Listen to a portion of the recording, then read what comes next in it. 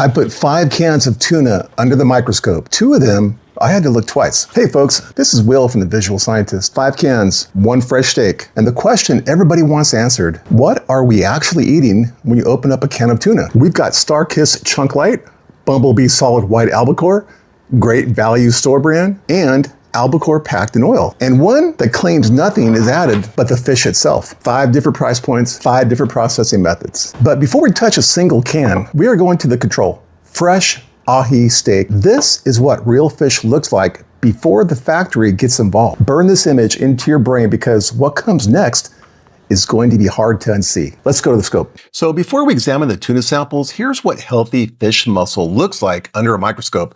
Healthy muscle contains long, organized fibers running in parallel bundles. When those fibers begin to break down, they become fragmented, tangled, and lose their structure. Keep these patterns in mind as we compare each tuna sample. The closer a sample resembles the image on the left, the more intact its muscle fibers appear. Okay, 40 times magnification. Right away, look at that. You'll notice a deep blue tint to the structure. That is methylene blue. I applied this as a vital stain to bind to the proteins and cellular boundaries. It gives us the contrast needed to see the microscopic architecture clearly. So look at those parallel muscle fibers, you guys. It's running clean and organized. These are the sarcomeres, the repeating functional units of muscle tissue. It's the actual machinery that moved this fish through the water. It's amazing. So at 100 times, now we're seeing the myocommata, the natural connective tissue between muscle segments. Because of the stain, you can see how this scaffolding holds the tissue together. Every real piece of fish has this.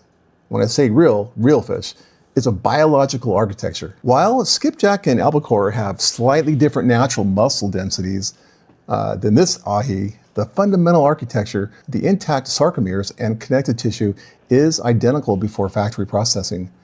This is what food is supposed to look like: organized, intact, and clean. So pushing to 400 times, the myofibrils, which is the microscopic filaments that slide past each other to create movement, are highlighted perfectly by the stain. You're looking at a cellular archive of a real animal. So finally, we take our fresh ahi control to 1,000 times magnification. To keep this analysis strictly objective, I'm not using any stains or dyes for the 1,000 times. I want you to see the cellular boundaries exactly as they are in nature. So look at that, you guys. Even at this extreme scale, the Z discs, the boundary walls of each sarcomeres, are visible. The sarcoplasm is clean. There is no background noise of fragmented protein or industrial debris. This is a biological standard. Everything we're about to see in these cans will be compared to this, the standard of zero structural collapse. So burn this into your brain, you guys, because everything else we look at today, you are comparing it to this. This is your benchmark. So sample A at 40 times magnification with our vital stain. Look at this chaotic web. We aren't seeing cohesive sheets of muscle tissue like the control. We're looking at total structural fracture. Those large circular borders scattered across the field are air and brine pockets. When a manufacturing plant uses aggressive mechanical separation, it aggressively shears the fish along its natural connective lines, it pulping the fish and trapping pockets of processing fluid within the shredded strands. The factory's footprint is immediately obvious in this one. So moving to the 100 times, and we lose a stain to evaluate the raw tissue density. Notice the severe splitting and fraying along the margins of these individual strands. In healthy raw fish, these muscle bundles are bound tight to exert force. What you are seeing here is the destructive result of internal steam pressure from the industrial canning process. The heat boils the moisture inside the cells, fracturing the membranes and forcing the fiber walls to split open like frayed rope. So at 400 times, we get a definitive look at the cellular ruin. You can actually track the faint horizontal striations of the muscle filaments, but look at where they end. They don't terminate cleanly. The structural myocommata, the biological scaffolding that holds a fish together, has been completely melted away by high heat thermal processing and chemical brine injections. Without that structural glue, the muscle architecture simply unravels into a formless cellular soup. So now we go to the absolute limit here at 1,000 times wet immersion. We are focusing directly into the packing liquid itself.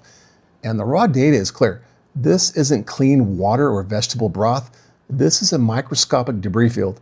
The liquid is densely crowded with suspended protein fragments, exploded cellular walls, and biological sludge that has completely bled out of the meat. When a brand processes tuna down to the price point, the cellular destruction is total. This isn't just a fish, it's a suspension of biological debris. Let's move to sample B. Okay, which can is this, you guys? This is sample B, but which can is it? So we're at 40 times magnification under the vital stain. The contrast here tells a completely different story, and notice the structural architecture. Instead of a shredded web of fragmented strands, we're looking at a wide, solid, continuous bands of intact muscle tissue. The dark lines highlighted by the dye show that the natural connective tissue, the framework is still kind of doing its job. Because this is a higher grade albacore species and packed as a solid cut, it hasn't been subjected to the aggressive factory pulping that destroyed our first sample. So stepping up to 100 times magnification to analyze the raw tissue density without the stain. So look at the tight packing of the muscle mass. There are no massive fluid voids, and we don't see water forcing the cellular gaps apart. This kind of confirms that the internal cell walls largely resisted the explosive steam pressure of the industrial cooking process. The muscle has retained its physical density, which means the structural integrity remains firmly intact. So pushing to 400 times, the visual data is definitive. Look at those parallel lines. The individual myofibrils are highly organized, distinct, and running uniformly in their original biological direction. We see some minor surface degradation along with the outer edges, but it's standard for any cooked shelf-stable protein. But the core scaffolding of the fish hasn't unraveled into a formless soup. The biology here has been respected. So now, 1,000 times, inspecting the packing medium, look at the clarity of this fluid field. While there are a few isolated microscopic specks floating in suspension, the sheer density of background sludge and shattered cellular debris is vastly lower than the evidence A, or sample A. Because the cellular membranes didn't rupture during the processing, the fish held its own components inside the muscle fibers rather than leaking out and dissolving into the liquid. The raw data verified it. This sample successfully locked its biology within the tissue. Now let's move on to sample C, or can C. Guess which one this is? Okay, here it is. Evidence C at 40 times magnification with the stain. Just look at the layout here. Instead of a wide, solid block of meat, it looks like a giant jumble of curly, thin ribbons. That tells us right off the bat that this fish went through a ton of mechanical shredding to get it into a chunk-light format. But look how sharp these individual strands actually are. The physical structure is definitely still putting up a fight here. So look at this. This is pretty cool. So I have the distilled water, the blue dye, and of course the fish. It's moving through the little tunnel here because of the pressure of the cover glass. Pretty cool. So you can see how it's breaking off into a separate bubble. And it should break off. There it is, right there. So yeah, pretty cool. So let's ditch the dye and punch into 100 times to see what the raw tissue looks like. Okay, this is surprisingly dense. It's a heavy multi-layered matrix. And notice what's missing. There are no massive empty voids or huge water gaps splitting the fibers apart. Even though this was chopped up pretty aggressively before hitting the can, the cell bundles are still tightly packed together. It kept its raw physical mass even after all that processing heat. So at 400 times, we hit a massive curveball. Look at the screen right here. You see those perfect razor-sharp parallel lines? Those are textbook muscle sarcomeres, the actual structural machinery of the fish. Finding a cell layout this pristine and completely untouched by the factory heat is wild. The core architecture here is totally unbroken. So let's take it all the way to 1,000 times and see what we have here. Man, look at that. You're staring right at the microscopic fingerprint of real biology. The bands are lined up beautifully, but here's the kicker. The liquid around it is remarkably clean. We aren't seeing that chaotic storm of floating junk and exploded cell walls that we saw in sample A.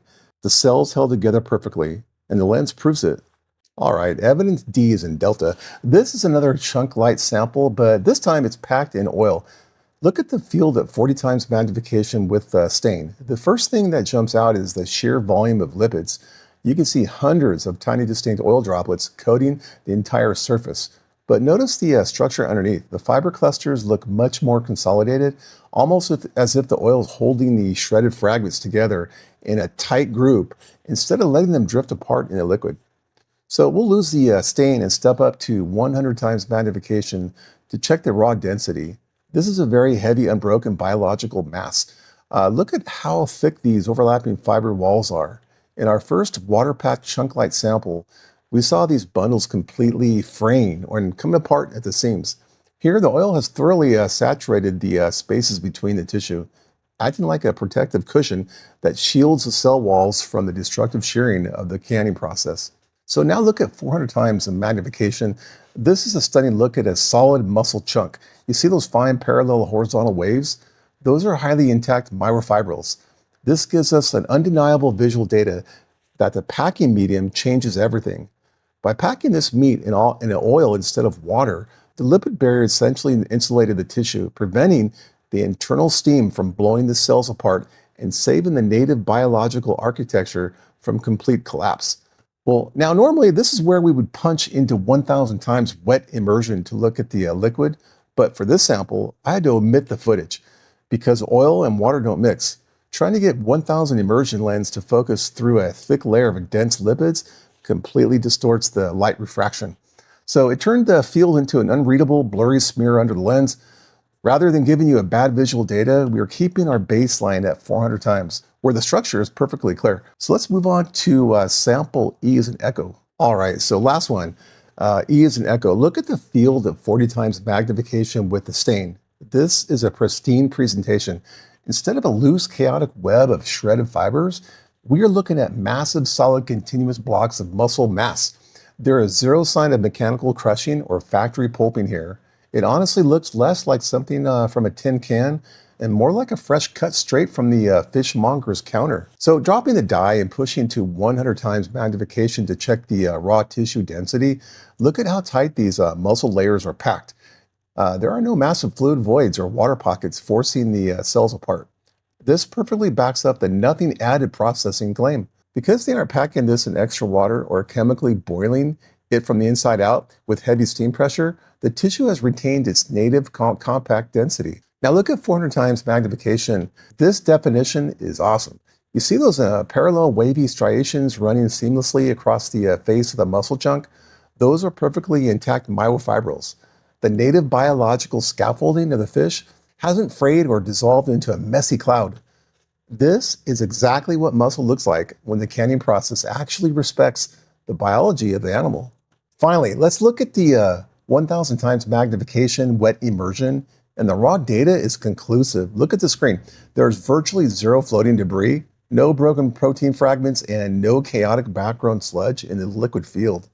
The entire structural layout stayed locked inside the muscle where it belongs, rather than bleeding out into the medium. The microscope proves that the quality match to our fresh control is undeniable. So let's do it side by side comparison, you guys. So look at the raw data. On the far left, we have our fresh ahi control, sets a standard for structural integrity. Now scan across the evidence. Evidence A and C, they show a massive mechanical fragmentation, essentially pulping the tissue. Evidence B and E hold their form much better, showing why the cut of meat matters. So notice evidence D, the oil-packed sample, where those lipids created a protective barrier, stopping the steam from shredding the fibers like it did in the water-packed tins. Okay guys, are you ready for the whiteboard? And finally see which samples are which. Evidence A, we saw a complete structural collapse and total cellular degradation. It was StarKist, chunk light, and water. Evidence B, the myofibril architecture remained solid and held its physical form well. It was Bumble Bee solid white albacore. Evidence C, this was a surprise. We saw sharp, highly defined sarcomere brands and excellent structural integrity. It was great value chunk light. Evidence D, the lipids created a protective thermal barrier, saving the muscle fibers from steam destruction. It was StarKist chunk light in oil. Now, evidence E, perfectly pristine, biological alignment, identical to our fresh control, the ahi. It was Wild Planet Wild Albacore. So here's the real talk, you guys. What did we actually learn today? The biggest takeaway is the price tag is a lie. Look at the evidence. The budget option, great value, completely held its own. It didn't just pass. It showed structural definition that was actually better than some of the name brands, costing 3 times as much. Amazing. The secret? It's not the logo. It's the process. When you grab a tin packed in oil, you're buying a physical barrier that insulates the meat, shields those delicate muscle fibers, and keeps them from turning into industrial mush. My advice, stop paying for the premium tax for fancy marketing and start shopping by the science. If you want the fresh cut quality we saw in our control, the ahi, look for minimal handling. But for the love of baby Jesus, quit ignoring the store brands. The microscope proved that in a lot of cases. You're getting way more quality in the cheap tin than the expensive one. Don't let the marketing label make a fool out of your wallet or purse. The biology doesn't lie. Subscribe for more food secret reveals. Oh, and if you want to know the truth about your local olive oil, check out that video. Take care of yourselves and others.